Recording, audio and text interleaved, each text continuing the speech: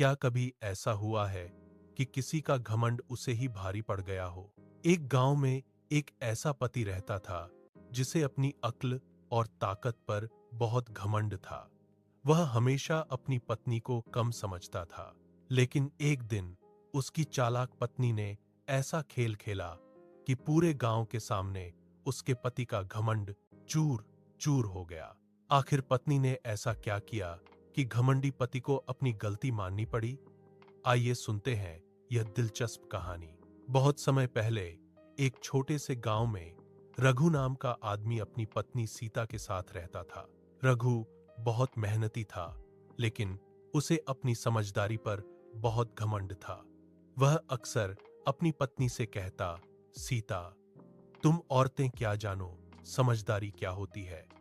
इस घर में अगर कोई समझदार है तो वो सिर्फ मैं हूं। सीता यह सब सुनकर चुप रहती, लेकिन वह बहुत समझदार और चालाक थी। वह जानती थी कि कभी न कभी रघु को अपने घमंड का सबक जरूर मिलेगा। एक दिन रघु ने पूरे गांव के सामने कहा, अगर मेरी पत्नी मुझसे ज्यादा समझदार साबित हो जाए तो मैं सबके सामने उससे माफी मांगूंगा। गांव वालों को यह सुनकर बड़ा अजीब लगा, लेकिन सीता मुस्कुरा दी। उसने सोचा अब समय आ गया है रघु को सबक सिखाने का।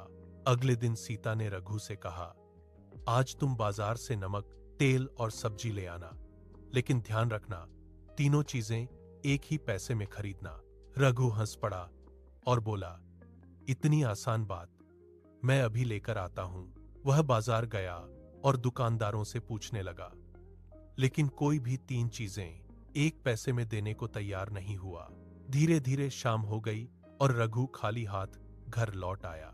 घर आकर उसने गुस्से में कहा, ये कैसा बेवकूफी भरा काम दिया था तुमने, ये असंभव है। सीता मुस्कुराई और बोली, अगर आप चाहें तो मैं ये काम कर सकती हूं। रघु ने चुनौती देते हुए कहा, ठीक है, अगर तुम ये कर दिखाओ तो मैं मान जाऊंगा कि तुम मुझसे ज्यादा समझदार हो। अगले दिन सीता बाजार गई। वह एक दुकानदार के पास गई और बोली, मुझे एक पैसे का नमक दे दीजिए। फिर उसने उसी पैसे से नमक की छोटी सी पोटली ली और उसी पैसे को वापस करके बोली, अब उसी पैसे में थोड़ा तेल दे दीजिए। दुकानदार उसकी समझदारी देखकर मुस्कुरा दिया और तेल भी दे दिया। फिर उसी तरह उसने सब्जी भी ले ली। जब वह तीनों चीजें लेकर घर पहुंची तो रघु हैरान रह गया। सीता ने शांत स्वर में कहा, समझदारी ताकत या घमंड से नहीं आती, बल्कि धैर्य और बुद्धि से आती है। यह सुनकर रघु को अपनी गलती का एहसास हो गया। वह पूरे गांव के सामने बोला, आज मुझे समझ आया कि घमंड इंसान को अंधा बना देता है। मेरी पत्नी सच में मुझसे ज्यादा समझदार है। उस दिन के बाद रघु ने कभी भी अपनी पत्नी को कम नहीं समझा। पहले सबक के बाद रघु ने अपनी पत्नी सीता से माफी तो मांग ली, लेकिन उसके मन का घमंड पूरी तरह खत्म नहीं हुआ था। उसे लगता था कि वो बस एक बार किस्मत से हार गया। लेकिन कुछ ही दिनों बाद सीता ने ऐसा दूसरा खेल खेला कि रघु को जिंदगी का सबसे बड़ा सबक मिल गया। आखिर इस बार सीता ने ऐसा क्या किया कि रघु का घमंड हमेशा के लिए खत्म हो गया? आइए सुनते हैं कहानी का दूसरा भाग। पहली घटना के बाद कुछ दिन तक रघु शांत रहा, लेकिन धीरे धीरे उसका पुराना स्वभाव वापस आ गया। एक दिन उसने फिर से सीता से कहा, उस दिन तो तुम बस किस्मत से जीत गई थीं, असली समझदारी तो अभी भी मेरे पास ही है। सीता यह सुनकर हल्के से मुस्कुराई।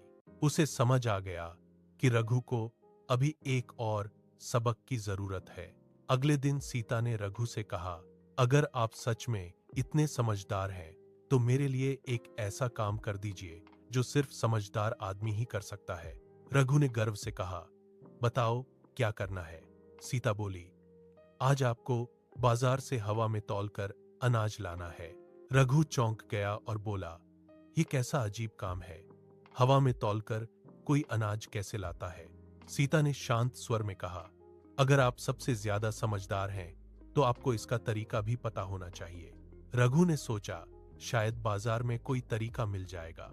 वह बाजार पहुंचा और दुकानदारों से कहने लगा, मुझे हवा में तौलकर अनाज चाहिए। दुकानदार उसकी बात सुनकर हंसने लगे। पूरा बाजार रघु का मजाक उड़ाने लगा। शर्मिंदा होकर रघु घर वापस आ गया। घर आकर उसने गुस्से में कहा, यह काम तो नामुमकिन है। सीता मुस्कुराई और बोली, अगर आप चाहें तो मैं ये काम कर सकती हूं। अगले दिन सीता रघु के साथ बाजार गई।